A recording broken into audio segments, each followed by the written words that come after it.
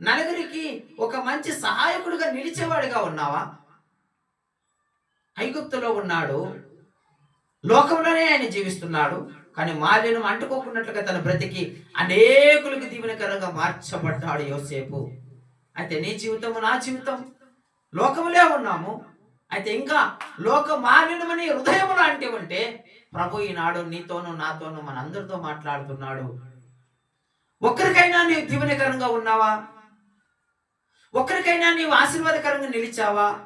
ఒక్కరికైనా ఫలానా బ్రతకాలి అనిపించిందా? నేను ఆలోచించావా? సమాజంలో బ్రతుకుతున్నావు, మొదటిగా చూసేది లోకంలో నిన్నే నన్నే.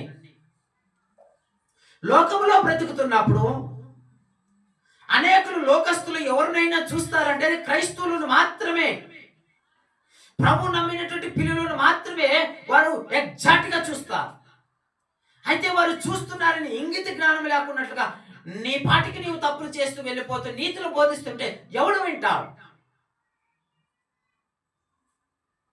దేవుని యందు భయం కలిగి భక్తి కలిగి జీవిస్తున్నప్పుడు అనేకులు కదా రక్షించబడతారు. నీ స్వార్థను ప్రకటించడం లేదు, నువ్వు ఊరికి వెళ్ళిన వారు రక్షించబడతారు.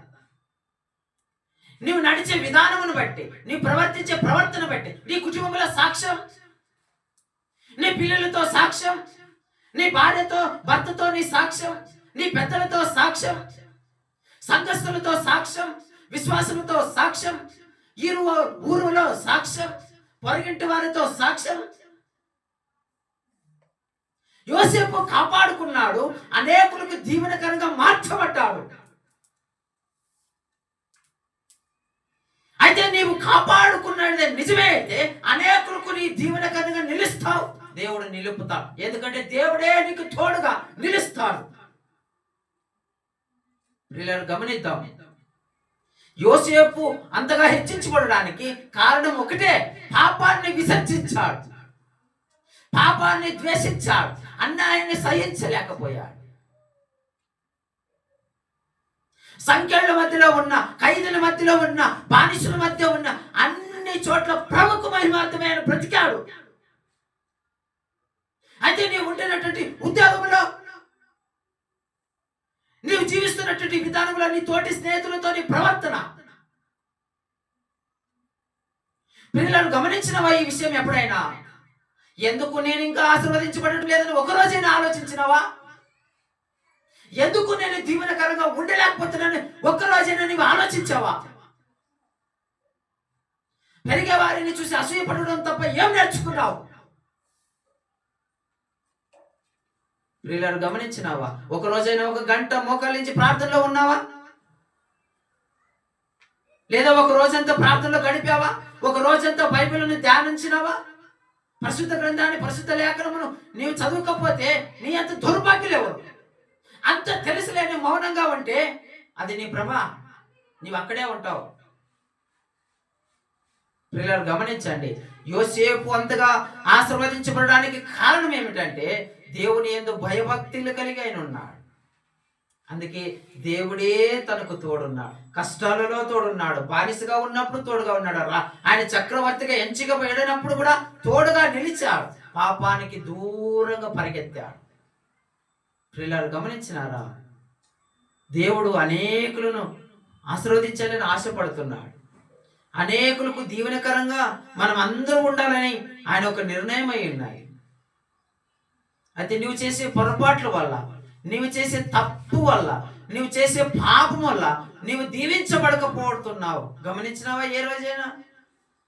అవును, అందరి కుటుంబాలు ఎలా ఉన్నవి, నా కుటుంబం ఎలా ఉందని నువ్వు ఎప్పుడైనా ఆలోచించినావా నీ జీవితంలో? అయితే ప్రియులారా, నీవు అందరి గురించి ఆలోచిస్తున్నావే తప్ప నీ గురించి నీవు ఎప్పుడైనా ఆలోచించుకున్నావా? నీ గురించి నీవు ఆలోచించుకున్న మొదలు పెడితే నీవు అనేకులకు దీవెనకరంగా మారుతావు. ఎందుకు చెప్తున్నా?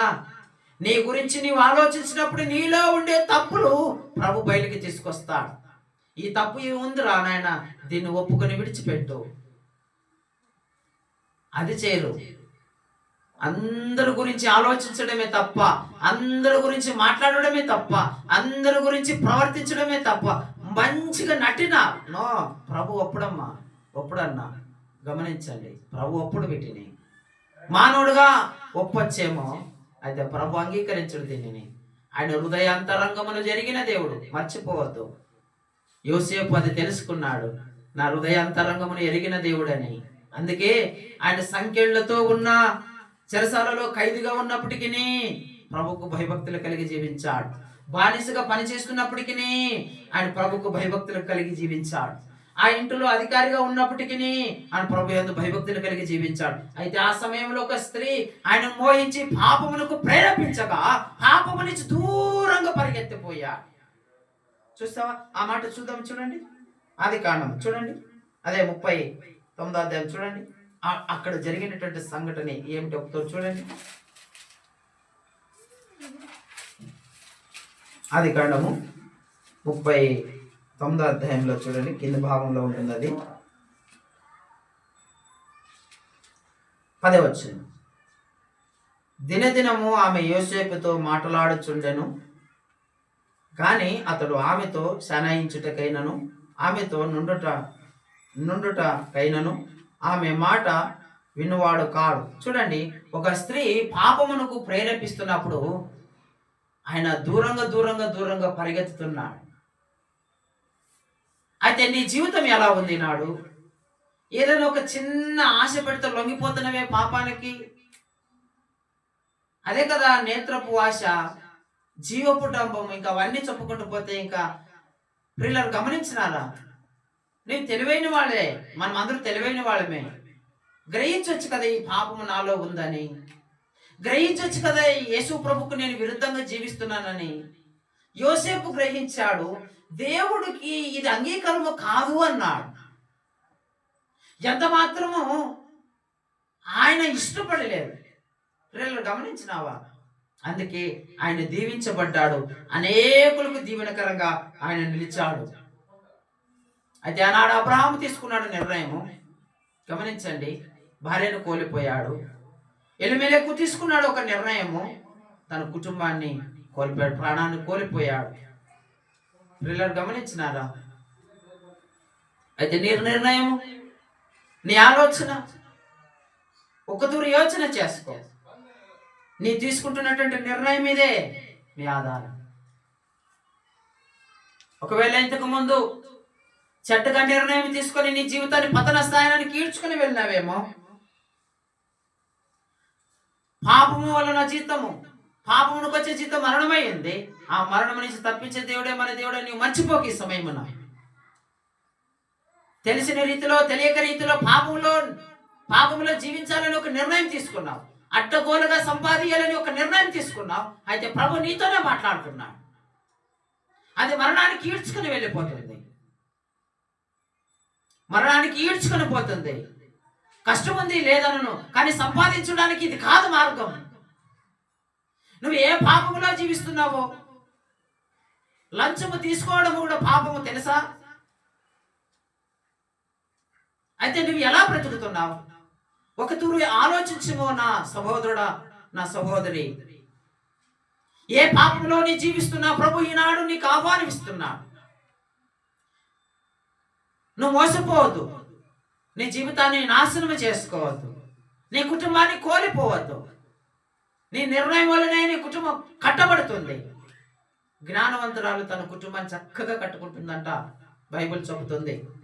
మూర్ఖురాలు తన కుటుంబాన్ని పెరికి వేసుకుంటుందంట, అది కూడా బైబిలే చెబుతుంది.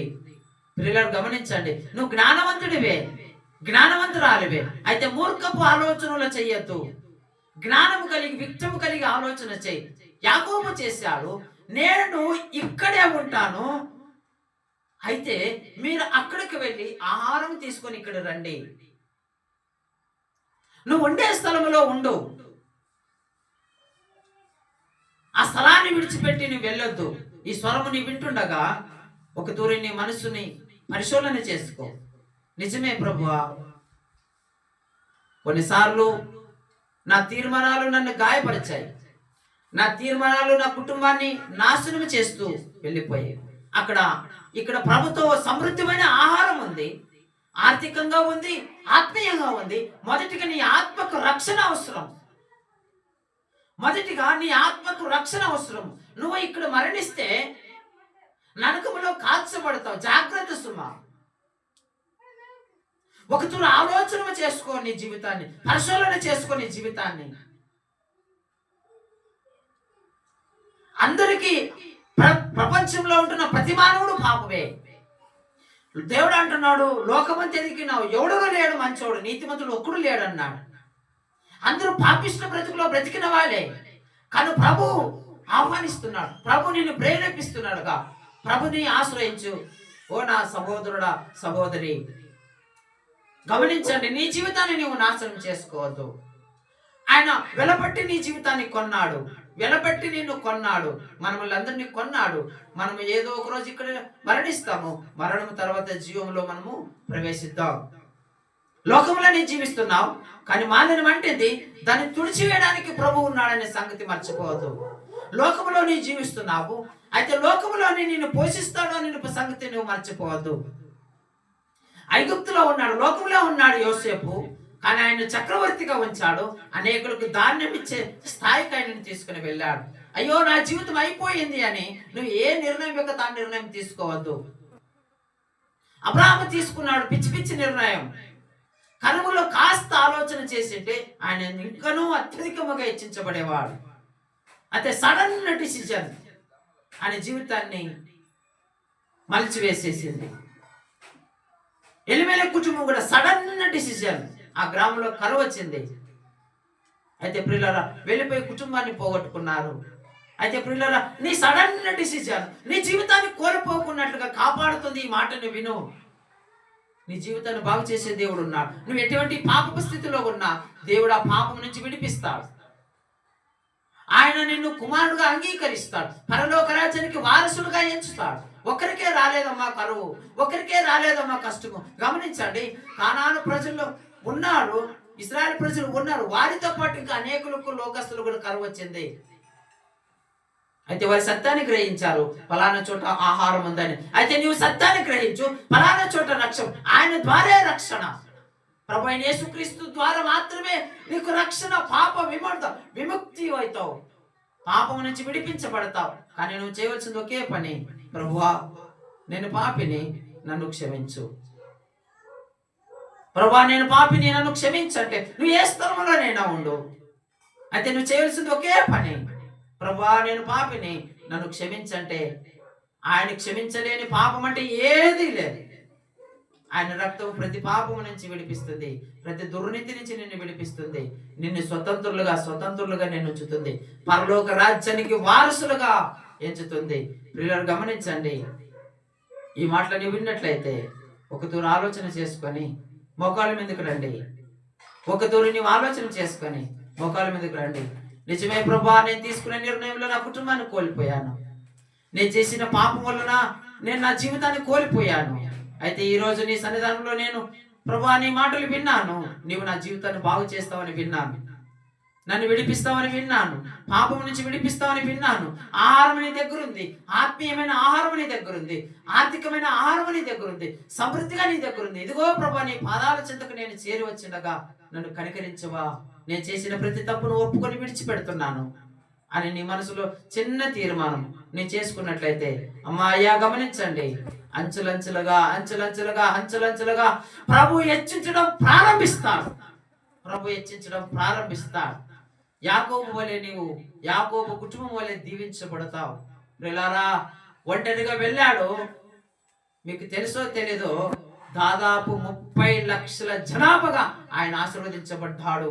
ప్రియులారా చూడండి, దేవుడు ఒక తూరు ఆశీర్వదిస్తే, దేవుడు ఒక తూరు దీవిస్తే, ఆర్థికంగా అయినా ఆత్మీయంగా అయినా,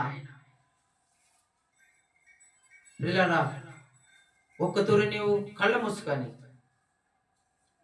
ఒక తూరు నీవు ఆయన వైపు చేతులు చేర్చి అడిగినట్లయితే ప్రభు నిన్ను హెచ్చించిపోతున్నాడు. నువ్వు చేసిన ప్రతి పాపం ఒప్పుకొని విడిచిపెట్టినట్లయితే ప్రభు నామములో నువ్వు రక్షించబడతావు. ఆయన దగ్గరకు నువ్వు చేర్చబడినట్లయితే రక్షించుకుంటాడు, ఏర్పరచుకుంటాడు. ఆ భయంకరమైనటువంటి శిక్షా విధిని తప్పించి రాజ్యములో వారసురాలుగా నిన్ను నన్ను మనల్ని పెంచుతాడు. ప్రభు ఈ మాటలు దీవించునుగాక. చిన్న ప్రార్థన చేసుకొని కొడుకుని మనం ముగించుకుందాం.